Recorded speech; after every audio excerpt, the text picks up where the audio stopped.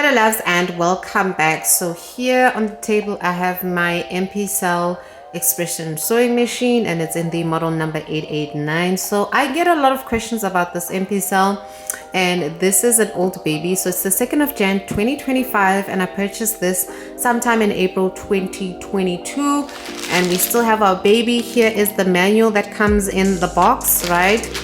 My box is even deteriorating at this point, but it does not matter.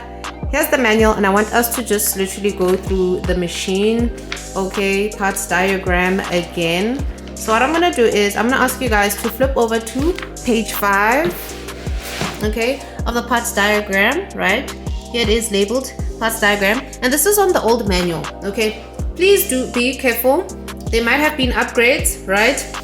It has now been, by April, it has now been a good 3 years, okay? 2022, do we count? 2023, 2024, 2025, yes, 3 years. So I want us to literally go through this parts diagram, and I want you guys to also like basically use it. So when you're a beginner sewer, I want you guys to literally make sure you acquaint yourselves with the machine operations and understand what is what and what you're going to be using it for. So just for the basics of this video, I don't want a very long video. We're going to just go through the parts and name them, and then in a separate video we're going to discuss what each part does. So as a beginner, when you don't know your machine or know how to refer to the parts, it can get a little bit confusing because you're wondering where's the tension, where's this, and you're sewing and you're not understanding what's going wrong. So first things first, I like to start off with the balance wheel. Okay, this is something you're going to use all the time, and I always tell you guys, you always pull it towards you, never away from you, always towards you. So that is the golden rule for our balance wheel, and it controls, if you see over here, it controls your needle bar. Do you see? The more you push it, it goes up, down, up, down. So if you want to remove fabric and you stopped and the needle was running through the needle plate, you just literally use your balance wheel to lift it. Okay, I hope my stabilization is good. I'll say correct. So then under the balance wheel over here, we have here what is called your stitch length control knob, right? This is where you literally adjust your stitch length. If you want a longer length, you're gonna then increase it. If you want something slightly shorter, you're gonna then decrease it, okay? And then we have, next, let's see, on the side of the machine, you have here your on and off button, okay, and your plug point, okay? This is very, very important, your plug point, and then you just have to plug it in here, put it into the twin plug, and it comes with a plug point, and then you leave. And then I think this is almost like a fan, okay, for the machine. I think it's a ventilation fan. I'm not sure what it is or the correct name for it, right? And then moving to the front, we have here your reverse stitch. So if you are sewing and you want to secure an end, you're going to press down on the reverse stitch and it's literally going to move backwards. When you press it down, it moves backwards. When you release, it sews back in its normal direction, okay? So this is what we call a reverse button. Sometimes in different machines, it's placed in different spaces. Sometimes it can be at the top, okay, depending on the brand that you have actually purchased, right? And then over here, we have our stitch selector. So if you have a close look at the numbers over here, you can see there's like a zigzag, and then you refer to this side where it shows you what the numbers, which stitch the numbers are allocated to. If you want a straight stitch, zigzag stitch, want something zigzag with gaps, do you see? So this is where you can see which type of stitch you're going to use, and then you place it over here. So the top is where the selector is, and depending on which number you put, if I turn it there, it's going to be on full zigzag mode, and then I just control the length with this knob over here. So make sure you're using selecting the correct stitch, okay? And then we are going to move on to, let us see, this is the upper thread tension dial, okay? This is very, very important for controlling your tension. Make sure it's not too tight, okay, or else your thread will snap. And then we're going to move on to let's see here. So this is there's two. Let me just move my balance wheel to get the one up. So here, of course, you have the first one, which is your thread guide. You put your thread guide through this first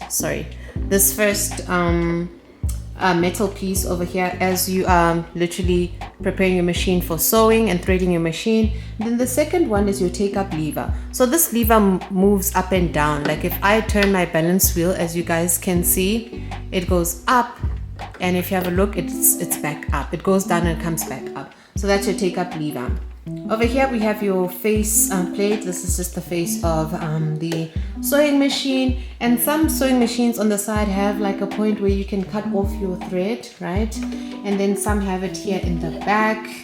Okay, I'm just trying to see if where mine is at in this particular machine. And then if we go down, we have here our needle plate.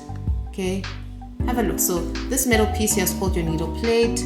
Okay, and it has markings that allows you to control the distance and control, you know, your material as you're sewing to keep the same distance as a guide, right? Then here's your needle bar over here, where you literally attach your needle onto. That's the needle bar over there. And then what else?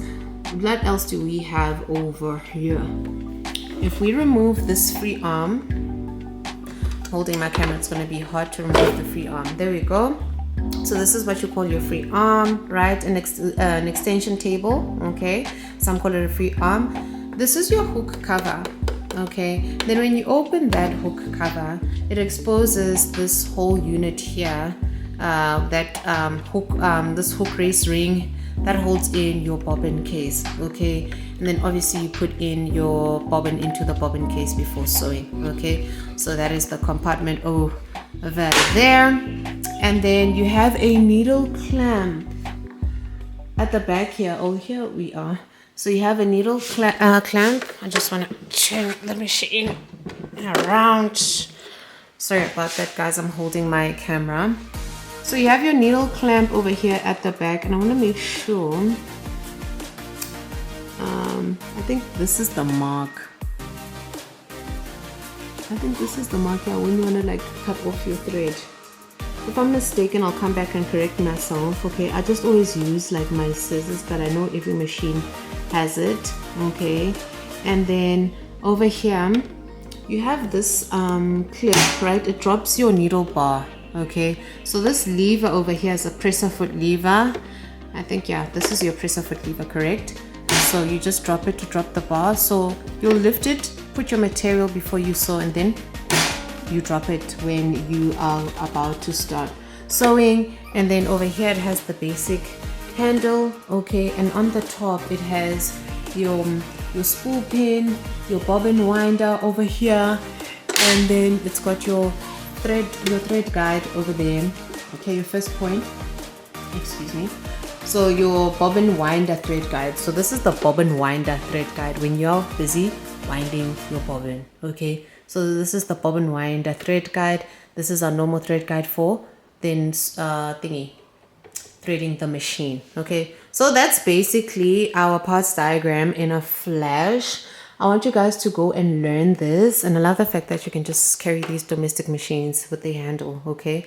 So I want you guys to go dwell on that, and I'll see you guys in my next video. If you haven't yet please subscribe, tell your friends to tell their other friends to come check out what we got. I really hope the stabilization on this baby is not too bad, okay, because I was moving around and I'm holding my camera in hand.